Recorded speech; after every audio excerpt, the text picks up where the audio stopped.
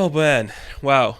The season 2 finale of The Mandalorian came out today, and I wanted to talk about it. But I also am like, now this is very recent.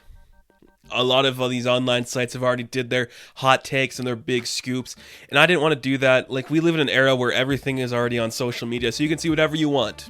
Everything's there the moment of release. And that's one of the things that kind of bothers me about The Mandalorian. It's like, you have to watch it the second it comes out or you're going to get spoiled. That upsets me. I don't like that kind of just community, but I get it. I understand this is a big deal, and it's like that. So I'd advise you, if you don't want to be spoiled, don't look on Twitter. And if you want a review of the show, if you've been hesitant to go for it at this time, I'll tell you, this review will be non-spoilers.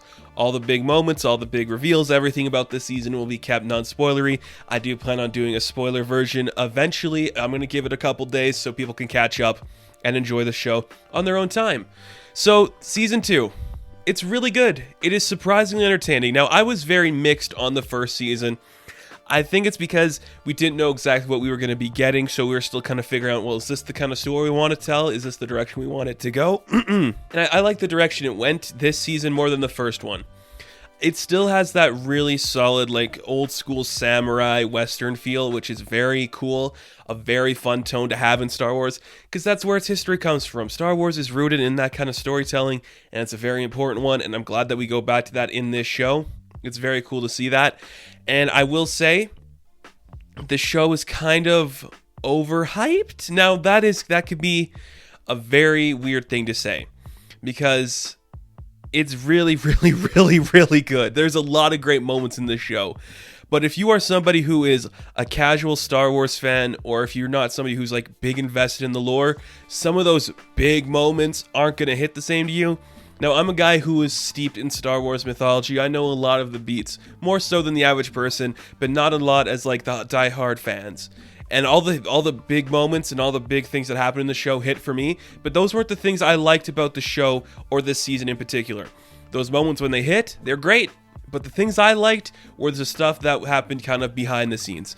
Now, to me, the best part of the season, the best part of this season was two things. First off, it was your directors, because you had some top tier talent coming in here to fill the ranks of last season. We had some holdovers from the last season, and they did a fantastic job. We had some newcomers come in, like Peyton Reed, like Robert Rodriguez, big names in the industry currently, and they're coming in to do this kind of show, and it's really cool to see their take on this world. They really held it together. The show is shot gorgeously, and now I'm not even just talking about the new technology they developed, but we'll get to that in a second here.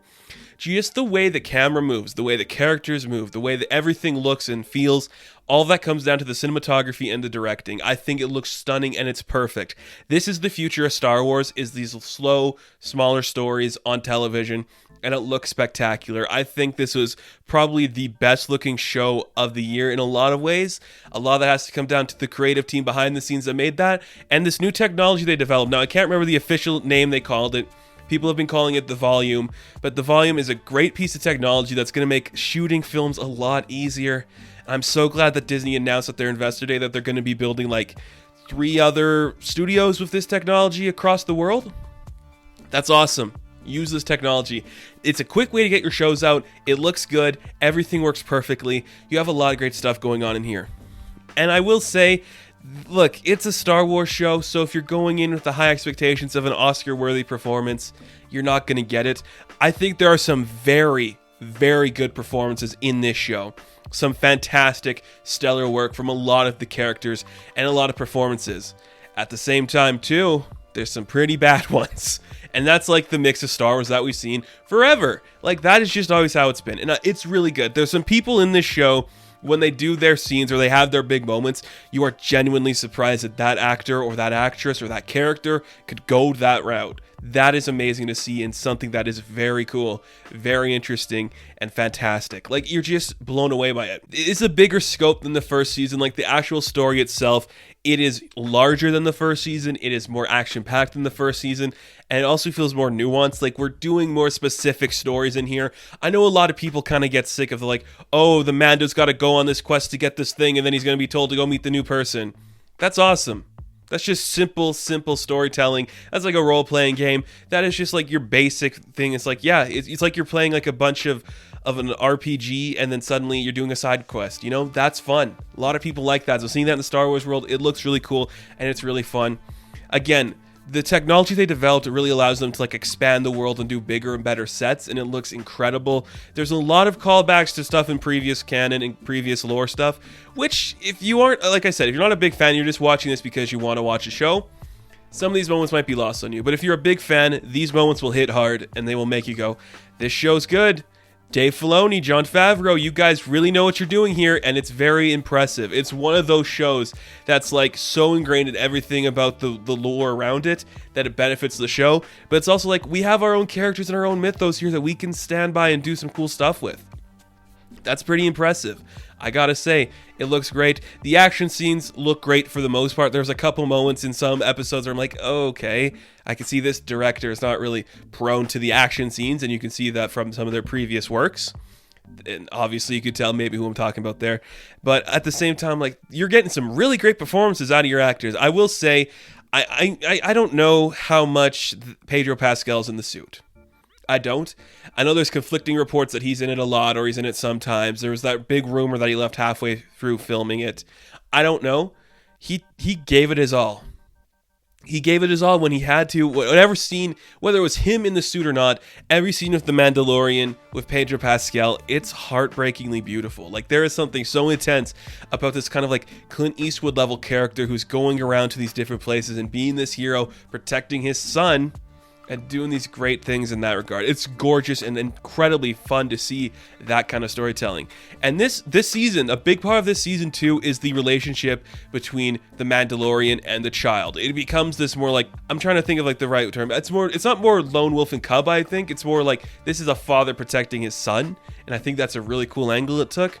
You get a lot more about that character of the child. I'm not going to tell you guys what that is. If you don't already know, it doesn't matter. Like, they did a really good job with that, and I think they had a lot of practical effects for the child too, which is really cool to see, because they really know when to use their practical effects. Let me tell you, that looks great. And something that's just a personal note that I wanted to bring up, this show really gave a beating to the stormtroopers, and I like that a lot, because it's like we spent a lot of time with the actual Empire in this season, and we're like, well, maybe there are reasons these people still do this thing and they're still fighting for this cause, but we still kick the shit out of a lot of stormtroopers, and it's freaking awesome to see. It's literally fantastic. Giancarlo Esposito crushes it as Moff Gideon. He is a great performance, so much nuance with that character, so much interest. I cannot wait to see what happens with that character in other supplement stories. I could imagine him appearing in things like The Bad Batch. That'd be really cool to see. Cara Dune, I mean, if you like her, you'd like her. If you don't, you don't. I don't think she's that good an actress to begin with, so I have nothing to say on her performance. Ming-Na Wen is back. I know that's probably going to be a kind of a spoiler to some people, but they have released some promotional pictures, so I feel comfortable saying that. We knew she was going to be coming back. She's fantastic. She is fantastic, and I love everything she does. I'm actually think I'm obsessed with her. Like, she just crushed it in this role. I'm not going to get into all the other characters that come in, but there's going to be a lot of great surprises for you in this show. This is perfect Star Wars. It goes into a lot of brilliant directions. You see a lot of the lore, a lot of the characters getting their big moments. A lot of stuff is revealed, and if you are a fan of this universe and these characters, I can guarantee you're going to like it and you're going to enjoy it. It's fun, it's lighthearted, but it's serious. It takes itself in a respect that is needed for this genre, and I could see how this is going to become one of the biggest shows of all time. I honestly think it will. So it is well worth the time, well worth the watch. And like I said, if you want to hear my spoiler review, I will be doing that in the next couple of days where we talk about all the individual episodes. So on that note, let's end things with this. The Mandalorian Season 2, I am going to give an 8 out of 10. Now, thank you guys so much for watching this review. Be sure to like and subscribe to the channel. As always, you can check me out on Instagram, Patreon, Twitter, all that good stuff. And I'll catch you in the next one. Have fun. Stay safe. May the Force be with you. Tsunami Studios.